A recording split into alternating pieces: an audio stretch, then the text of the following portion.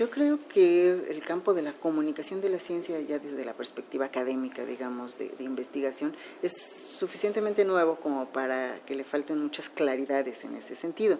Sin embargo, remitiéndonos a los procesos y a las prácticas, no a la parte más de estudio e investigación académica, creo que es algo que se ha ido construyendo sobre la marcha y tiene que ver con esto del estatus de la ciencia en cada lugar, ¿sí?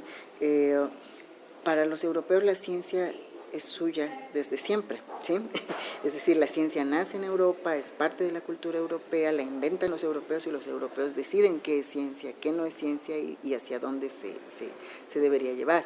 Entonces, necesariamente la comunicación de la ciencia que se hace en países desde esta perspectiva es radicalmente diferente a la que se podría hacer en otros contextos, ¿no? En contextos en los que la ciencia llega como impuesta, digamos, culturalmente, que se apropia y tiene una interpretación, por así decirlo, local y digamos referida al contexto social y cultural diferente en el que se desarrolla y sobre todo en el que se aplica, ¿no? Sin embargo, me parece que esta posición pues colonialista de Europa y de Estados Unidos hace que se quiera imponer la ciencia tal cual a los países menos desarrollados, por usar esos términos, y por lo tanto la comunicación de la ciencia pues se pretende que se siga con esas mismas pautas, ¿no? Con las que han funcionado o supuestamente han funcionado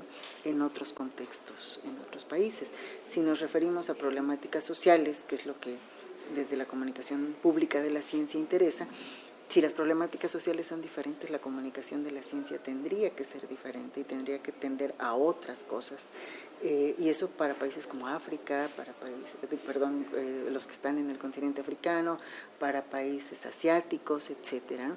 El proyecto de ScienceDev es bastante bueno en ese sentido, Science Development SciDev, porque atiende por capítulos, por continente, por países, las problemáticas de comunicación de la ciencia, de hecho, ¿no? Y regionales, las estrategias que son pertinentes para cada problemática, para cada contexto, y falta mucho aún en esos proyectos, porque bueno, habría que ir a los contextos mucho más micro, ¿no? Mucho más locales, bueno, qué significa o no para ciertas comunidades aquí en México o en otros países de otras latitudes, el conocimiento científico y para qué, ¿no?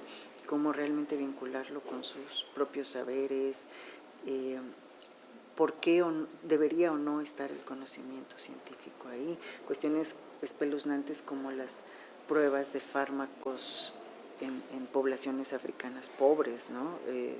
Realmente desvalidos y sin ninguna argumentación para poder contrarrestar ese tipo de prácticas. Entonces ahí, por supuesto que el conocimiento científico tendría un valor, pero inapreciable, para la posibilidad de que estos sujetos, estas comunidades, pudieran contrarrestar e intervenir para que esas cuestiones no sucedieran, ¿no?